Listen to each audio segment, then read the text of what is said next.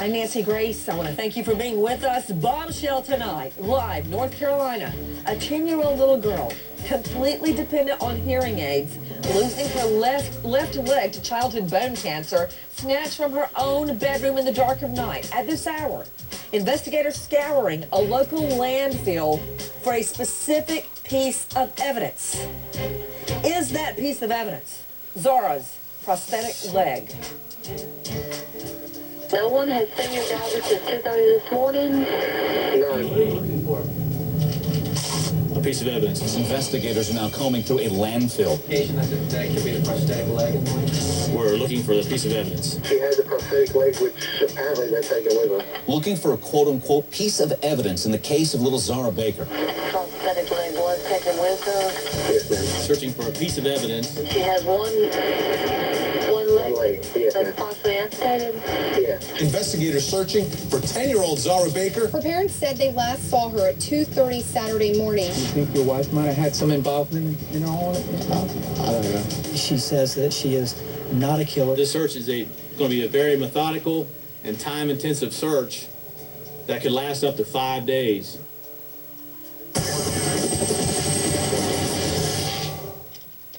We are taking your calls right now. We are going out live to the Baker home, Hickory, North Carolina, and Natisha Lance. Natisha, what can you tell us? Well, Nancy, a new search is underway. The Hickory Police Department, as well as the FBI and the North Carolina State Bureau of Investigation, was out at this landfill, which is about 20 miles away from the Baker home, which is right behind me. Police say that they are looking for a piece of evidence. Now, they won't elaborate on what this piece of evidence is. They are saying that they are not searching for Zara Baker's daughter, but this is what we do know, Nancy. We know that just yesterday, police told us that they are trying to get medical records from Australia for Zara Baker. In addition to that, they are specifically interested in finding out the composite material and the serial number for Zara Baker's prosthetic leg. Now, what we do know also, Nancy, is that they were led to this location based off of interviews that were taken by dozens of people that they have spoken to thus far. Now, this location is in Caldwell County, which, like I said, is about 20 miles away from the Baker's home. There are 3 different locations that the Baker family has lived at. In that location, this particular landfill takes garbage in from 9 different counties, 2 of which the Baker family have lived in previously. And this location is also about 6 miles away from that search area that was previously searched that Adam Baker had ties to because of his work. Okay, Natisha Lance standing by there in Hickory, North Carolina. You are seeing aerial shots. Liz, please go back to the dump search. Take a look at what police are encountering in their search for a specific piece of evidence. They won't come out and say what it is, but many criminologists believe it is Zara's prosthetic leg. Now, take a look at this. This is giving you an idea of the obstacles police are facing in trying to find that one piece of evidence they need. All this happening as stepmommy shows up in court. Jen Casares, legal correspondent, in session. What happened? To reduce bail, but the result was the bail was increased.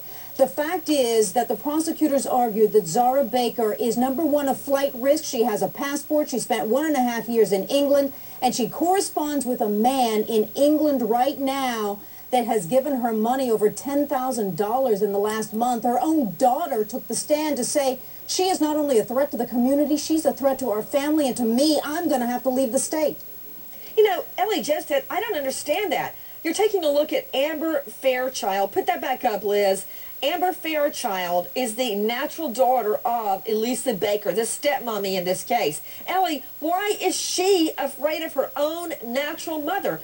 Basically, not intimating, but saying outright that she's afraid the stepmommy, her natural mother, will murder her too if she gets out of jail. Yeah, Nancy, she said she feared for her own safety, the safety of her family, if her stepmom got out. Now, we were asking that question. I know you were asking that question, but they didn't go into details in court. But she did say that her mother has contacts outside of the U.S. She doesn't have strong ties to this community. She's never had a job that she can recall. She's lived in a bunch of different locations just in the last few years, 5 different locations. Okay, Jen Casares, back to that issue, back to the stepdaughter. The daughter, her natural-born daughter, takes a stand. Didn't she take the stand for the state? For the prosecution, that's right. Now, that's after the defense had the argument that her bail should be reduced because she's a married woman with 3 grown children. You know, another issue, everybody, take a look. Liz, please put in full what the cops are doing right now. We are taking your calls, but I want you to see what police are going through. Joining us tonight, and please leave up the aerial, our 2 special guests, Mark Class, president, founder of Class Kids Foundation, and Brad Dennis. He is the director of search operations, Class Kids Foundation, and he has performed multiple landfill searches. Brad, as you are looking at what's going down as we go to air in the search for Zara, what are the obstacles cops are facing tonight? Well, Nancy, the biggest obstacle that they're facing is identifying exactly what area to search, and apparently they've been able to do that, but now they're going to have to bore down all the way through all those layers just to be able to find the date range, something in there that gives them the date range that they're interested in. And then from there, it's going to be just a very meticulous search by hand grid search as they sweep through that area. Well, I don't get it. Brad Dennis joining us out of Pensacola, Director of Search Operations, Class Kids Foundation. I'm looking at essentially a bulldozer. How can that be a meticulous hand search? Well, Nancy, the very first thing they're going to have to do is just be able to get rid of the initial layers until they can bore all the way down and find something there that has a date, such as either a newspaper, it can be a milk carton or anything, just to be able to define that search area. It's hard to look at this little girl, Zara, and reconcile her in life, smiling in every picture, with the dump that we are showing you tonight, the landfill that is being searched for Zara's prosthetic leg, according to criminologists.